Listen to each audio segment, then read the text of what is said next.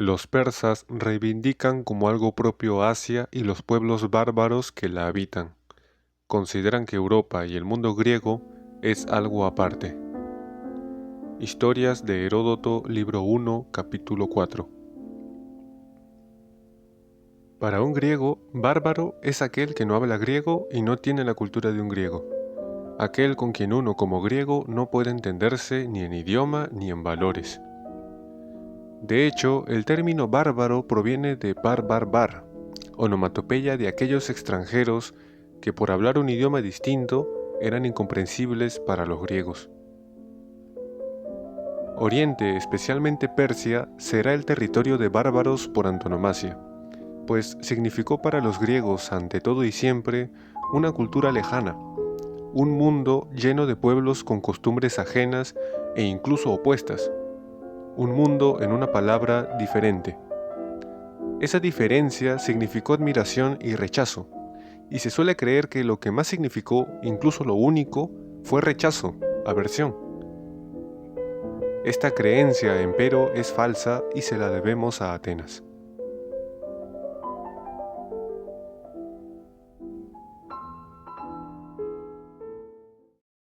Propaganda ateniense. A inicios del siglo V, los griegos clásicos experimentarán por primera vez el vértigo que genera la posibilidad de perder el mundo propio cuando el imperio persa empiece a anexar ciudades griegas en el Asia Menor. El impacto fue importante. No solo estuvo en juego el territorio o un sistema político, era toda una manera de ver el mundo la que pudo perderse. Con todo, los griegos terminarían ganando las guerras médicas, y los persas perdiéndolas, pero no se librarían de los persas tras la victoria. Durante la segunda mitad del siglo V, ya terminadas las guerras médicas, Persia tomaría parte activa durante la guerra entre griegos más importante que hubo jamás, la Guerra del Peloponeso. Y 100 años después de las guerras médicas, ya en el siglo IV, Persia volvería a tener el poder suficiente para hacerle frente a los griegos, los cuales iban perdiendo su poderío al seguir peleándose entre sí. Queda claro con lo dicho que los persas no salieron del radar una vez terminadas las guerras médicas en el 449. Atenas, astuta, sacó provecho del miedo generado por los bárbaros persas. En el inicio, ese miedo fue atendido por Esparta y Atenas en conjunto, principales defensoras de las ciudades griegas. Pero fueron los atenienses, quizá con una intención honesta y generosa al principio, quienes se preocuparon sobremanera por diferenciarse entre los demás como los libertadores de los griegos. Esparta, en cambio, fiel a sus costumbres, se despreocupó del asunto persa y se encerró en sí misma. El eslogan de libertadores de los griegos les ayudaría a su intento de imperio, la Liga de Delos, eufemismo de imperio ateniense, que nació, según los atenienses, con la intención de unir a los griegos para expulsar a los persas. Pero una vez terminada la guerra, tras la paz de Calias en el 449, la cual obligó a los persas a ya no navegar por las aguas del Egeo, Atenas seguía con su intento de imperio, lo cual empezaba a ser molesto para las ciudades aliadas, ocasionando defecciones y sus consiguientes bloqueos económicos y batallas esporádicas. De esta forma se provocó la Guerra del Peloponeso en el 431, durante la cual Atenas nunca dejó de hacer su propaganda antipersa. La idea de defender a Grecia de los bárbaros seguirá presente en el futuro, y Atenas tomará parte de ella en su último movimiento político de importancia, la Guerra de Cremónides, la cual enfrentará a Grecia con los nuevos bárbaros, el reino macedónico de Antígono, 2 siglos después de la guerra contra los persas. Atenas, sombra de su pasado, volverá a retomar la idea para animar a las ciudades a unirse contra el bárbaro. Pese al intento, se trató de un manotazo de ahogado. La guerra se perdió y Atenas perdería para siempre su fuerza política e independencia.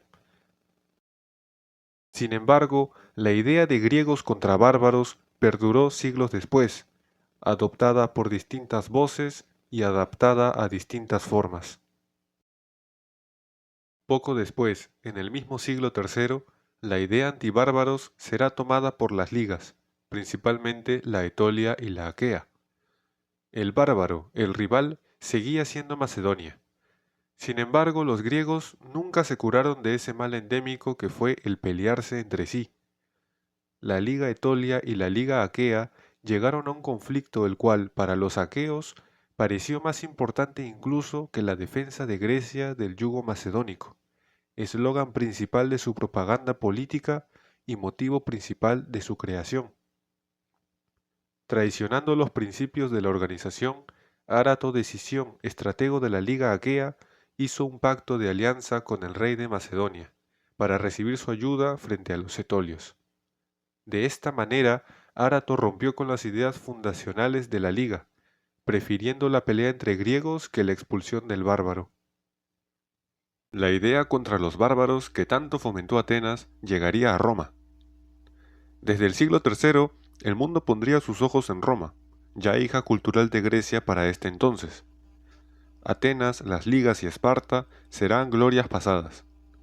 Roma, helenizada y filohelena, no podía menos que adoptar la idea contra los bárbaros, y tendrá entre sus portadores a Plutarco, un griego del siglo I después de Cristo nacido en el Imperio Romano, quien escribirá contra Heródoto, tachándolo de filobárbaro en su Tratado sobre la malevolencia de Heródoto.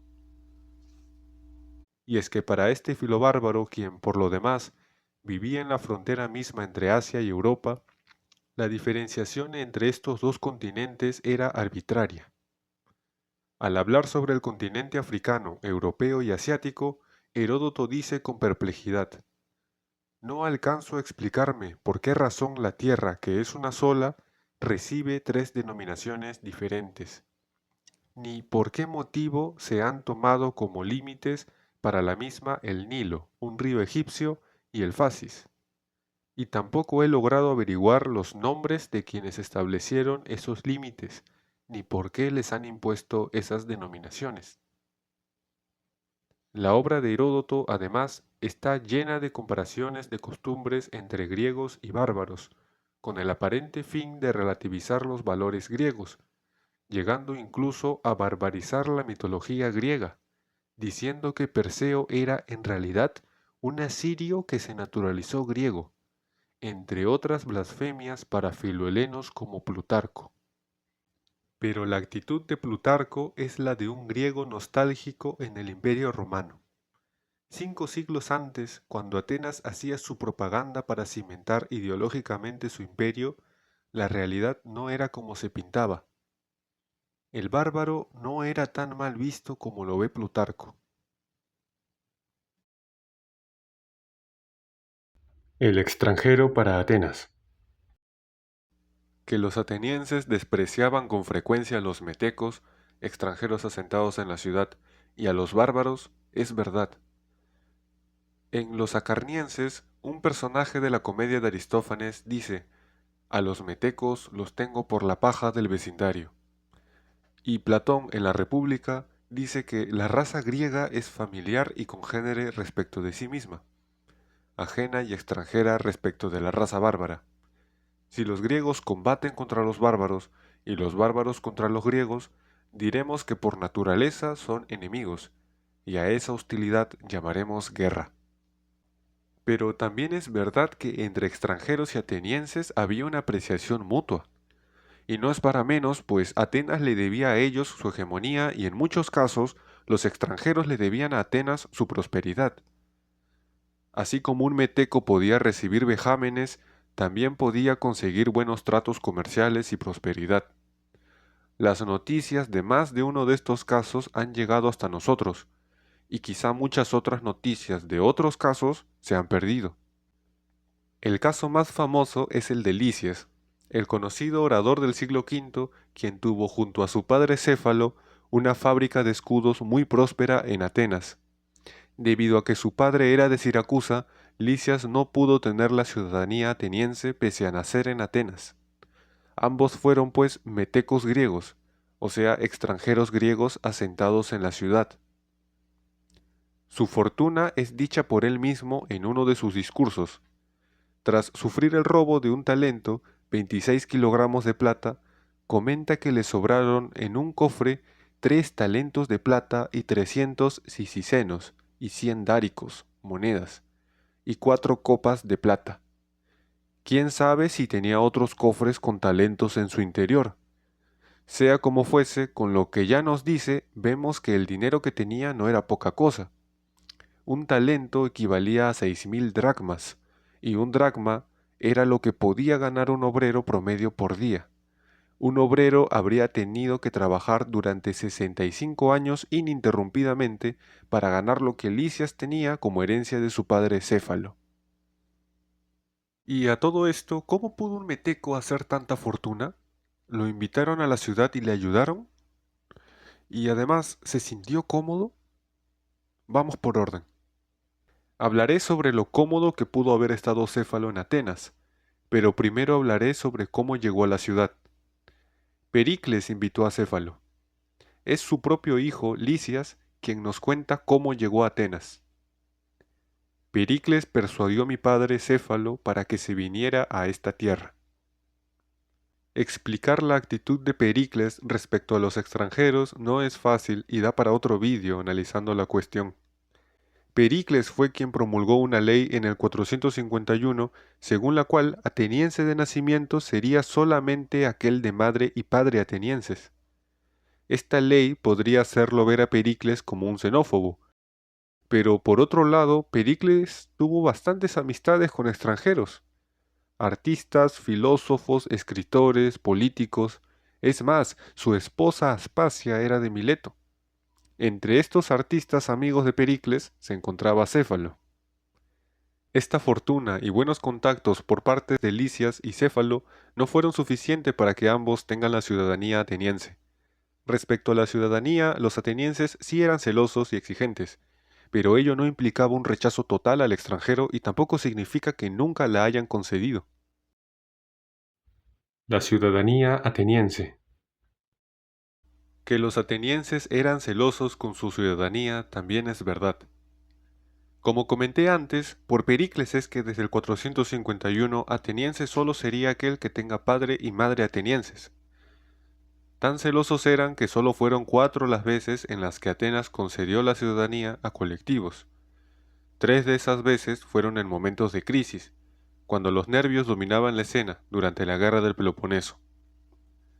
La más antigua de estas 3 fue a los platenses en el 427. Conservamos el decreto en un texto de Demóstenes. Decreto sobre los plateos. Hipócrates propuso que los plateos sean atenienses desde este día, poseedores de los derechos y prerrogativas civiles como los demás atenienses, y participen de todo aquello de que son partícipes los atenienses, ceremonias sacras y profanas. A esta concesión a los platenses le siguen la concesión a los esclavos combatientes en las islas Arginusas en el 406 y a los samios por su fidelidad tras la batalla de Egospótamos en el 405. Todas estas situaciones se dieron en momentos de crisis. La ciudadanía se otorgaba en masa cuando la situación oprimía. Pero como se decía en aquellos tiempos, los atenienses no eran cerrados con el extranjero. Eran celosos con su ciudadanía, sí, pero podían convivir con varios extranjeros en la ciudad, sean ciudadanos, metecos o simples extranjeros de paso. Incluso llegaban a sentir gusto por esa convivencia, pues eran amigos de lo novedoso, una ciudad abierta que nunca impide a nadie, expulsando a los extranjeros, que pregunte o contemple algo. La apertura de los atenienses está atestiguada en distintas fuentes. Tucídides, en el famoso pasaje del discurso fúnebre de Pericles, pone en boca de éste la siguiente frase: sobresalimos en los preparativos de las cosas de la guerra por lo siguiente: mantenemos nuestra ciudad abierta y nunca se da el que impidamos a nadie, expulsando a los extranjeros, que pregunte o contemple algo. Critias dirá sobre sus conciudadanos que los atenienses se han mezclado con pueblos muy diversos y han adquirido para sí un tipo de vida placentero. Las exquisiteces de Sicilia, Italia, Chipre, Egipto, Lidia, el Ponto, el Peloponeso y muchos otros lugares afluyen todas juntas en una sola ciudad, gracias a que son los dueños del mar. Mientras los demás griegos tienden a usar un solo dialecto, observar un propio tipo de vida y vestirse con sus propios vestidos, los atenienses se sirven de una mezcla de todo ello, sean griegos o no griegos. El gran crisol de Grecia era el Pireo, el puerto de Atenas.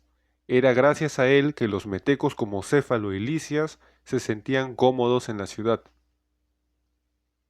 Y Sócrates dirá que Atenas estableció como un mercado en medio de Grecia, el Pireo, cuya abundancia es tal que lo que en otros mercados es difícil de encontrar, incluso por separado, todo ello es fácil adquirirlo en él. Y Pericles, en boca de Tucídides, dirá sobre Atenas que, a causa de su grandeza, entran en nuestra ciudad toda clase de productos desde toda la tierra. Y nos acontece que disfrutamos los bienes que aquí se producen para deleite propio, no menos que los bienes de los demás hombres. La presencia de extranjeros en Atenas llegó incluso a la instauración de ritos religiosos extranjeros. Platón en la República hace referencia a uno de estos ritos. Ayer bajé al Pireo, junto a Glaucón, hijo de Aristón, para hacer una plegaria a la diosa Tracia Ventis, y al mismo tiempo con deseos de contemplar cómo hacían la fiesta, que entonces celebraban por primera vez. Estos tracios tuvieron una situación similar a la de los sitienos. El decreto de los sitienos en el año 333 es uno de esos casos excepcionales en los que se tuvo que legislar sobre un grupo de hombres extranjeros para ver si se les daba tierras o no. Hayan sido metecos, o sea, extranjeros con residencia fija, o comerciantes itinerantes, en asamblea se decidió concederles un lote de tierras para fundar un santuario. En el mismo decreto se menciona el caso similar de los egipcios, con un culto a Isis. Además de los colectivos que he mencionado, los plateos, los combatientes de las Arginusas y los ciudadanos de la isla de Samos, para individuos particulares la ciudadanía también estuvo disponible. Parece que solo habían dos requisitos para obtener la ciudadanía ateniense: haber ayudado a la ciudad, principalmente con la guerra, y o fungir como moneda de cambio geopolítica. Sin extendernos mucho en la cuestión, podemos mencionar los casos de Pasión, Formión y Trasíbulo, como individuos que por su contribución a la ciudad recibieron la ciudadanía, y por otro lado aquellos individuos que por estrategias geopolíticas tuvieron la ciudadanía. Me refiero al rey de Chipre Evágoras y a los tracios Sádoco y Cotis. Con lo dicho puedo concluir que sí, los atenienses sí eran celosos con su ciudadanía y solían despreciar al extranjero y apreciarse a sí mismos, pero también sabían conceder la ciudadanía cuando era conveniente para la ciudad o cuando los nervios de la guerra se imponían. Y las fuentes originales no terminan ahí. Hay más evidencias de una relación estrecha entre griegos y extranjeros. Los griegos, no solo ya los atenienses, apreciaban más al extranjero de lo que se suele creer, como veremos ahora. Admiración a Persia. Atenas no solo estaba abierta a recibir, sino también a salir y explorar. Grecia toda era una tierra de viajeros navegantes. De los griegos encontramos colonias e influencias a lo largo de todo el Mediterráneo, desde el Mar Negro hasta los Tartesos en la península ibérica. Incluso es posible que hayan llegado hasta Islandia, o lo que sería para los antiguos la isla Thule. Pese a los riesgos, existía una tentación en el acto de viajar, y principalmente a tierras bárbaras y lejanas, pues se obtenía así réditos de carácter social, fama y prestigio, económico, conocimiento de rutas hacia bienes naturales o de las rutas comerciales, e ideológico, ideas. Conocidos son los viajes de los filósofos y los llamados sabios, y la admiración general que Egipto producía en estos. Solón viajó a Egipto, así como Hecateo, y se comenta sobre la visita de los escultores Telecles y Teodoro de Samos, y otros pensadores como Pitágoras, Tales y Platón. El mismo Heródoto fue a Egipto, y afirma que tras la conquista de Egipto por parte de los persas, varios griegos emigraron a la tierra antiquísima y misteriosa de los egipcios. Egipto no fue el único país oriental al cual los griegos miraban con admiración. Además de Babilonia, la India y Egipto, encontramos a la mismísima Persia entre las tierras bárbaras admiradas por los griegos. El país bárbaro rival por antonomasia fue el que, quizá junto con Egipto, más elogios y secreta admiración recibió por parte de los griegos. Atenas era consciente de la admiración que éstos despertaban, por eso se preocupó mucho de contrarrestar los sentimientos positivos hacia los persas con una propaganda eficaz que hasta el día de hoy tiene sus consecuencias. Detrás del rechazo al persa se escondía una secreta admiración, una persofilia que, sobre todo en tiempos de crisis, significaba además un rechazo a las costumbres propias. Muchos griegos se miraban al espejo y preferían a los persas en su política y costumbres. Con lo cual volvemos al tema que originó estas cuestiones, los persas. Atenas, o al menos los atenienses, quería más a Persia de lo que se suele creer. El lujo persa impactó mucho a los griegos. Según cuenta Heródoto, en la batalla de Platea, al capturar la tienda de Jerjes, los griegos se encontraron con rebosantes piezas de oro y plata. Tras la impresión, se ordenó a los panaderos y cocineros persas que no habían muerto en la batalla que prepararan un banquete al estilo persa y otro al estilo espartano. Una vez lista la comida y como quiera que la diferencia era sensible, Pausanias, el general espartano, se echó a reír. Entre las críticas a los persas se encontraba la crítica a sus lujos y la ostentación. Grecia, país con un terreno austero, era también austera en sus costumbres. Quizá es precisamente esa austeridad la que los hizo mirar con envidia a los persas en este terreno. La política ateniense estuvo a favor de la sencillez. Pericles, en Pluma de Tucídides, dirá: amamos la belleza con economía y amamos la sabiduría sin blandicie, y usamos la riqueza más como ocasión de obrar que como jactancia de palabra.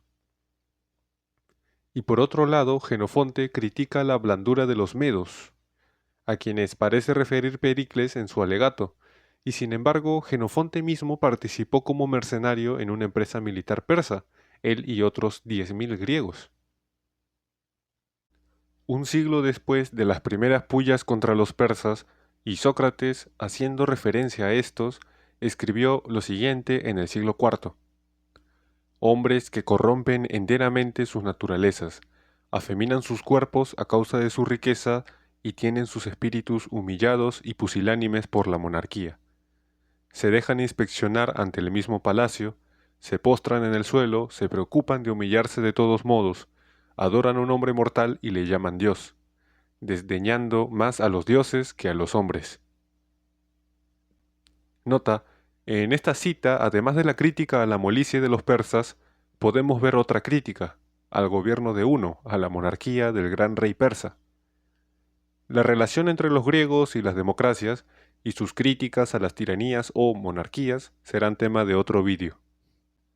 Podemos excavar en los inicios de estas críticas al lujo oriental y llegar al filósofo Genófanes, 2 siglos antes, en el siglo VI.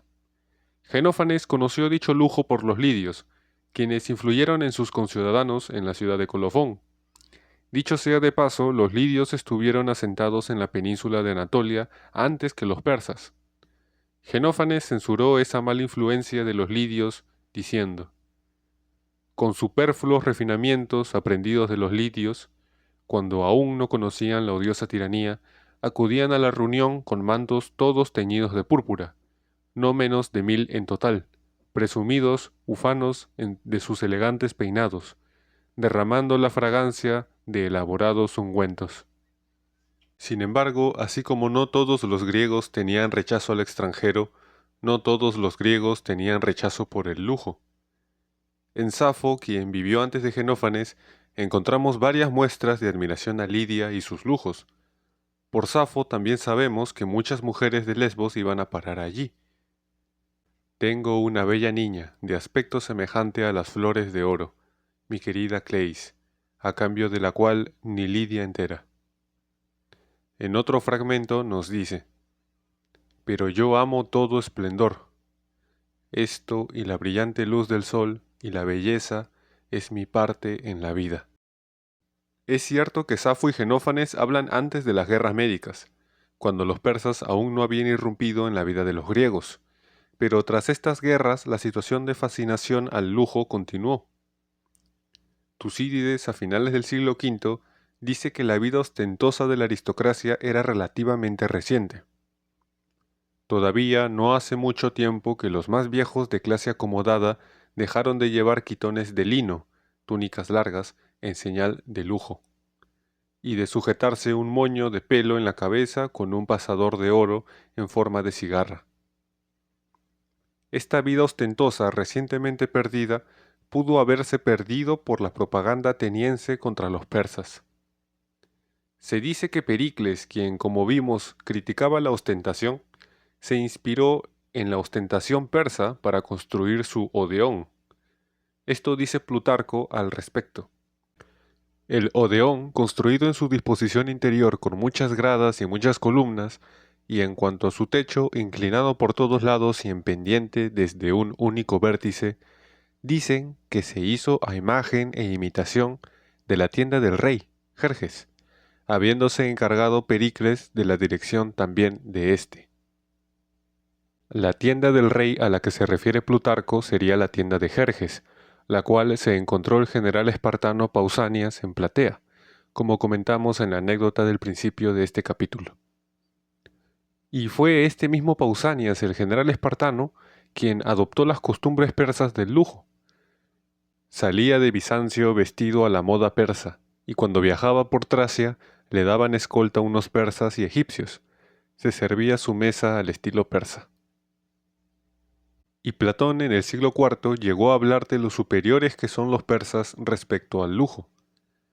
En uno de sus diálogos, Sócrates le dice a Alcibíades: «Pues bien, si quisieras dirigir tus ojos a las riquezas, el lujo, las vestiduras, los mantos que se arrastran, los ungüentos perfumados, la corte numerosa de seguidores y todos los demás refinamientos de los persas, tú mismo te avergonzarías al darte cuenta de lo baja que queda tu situación».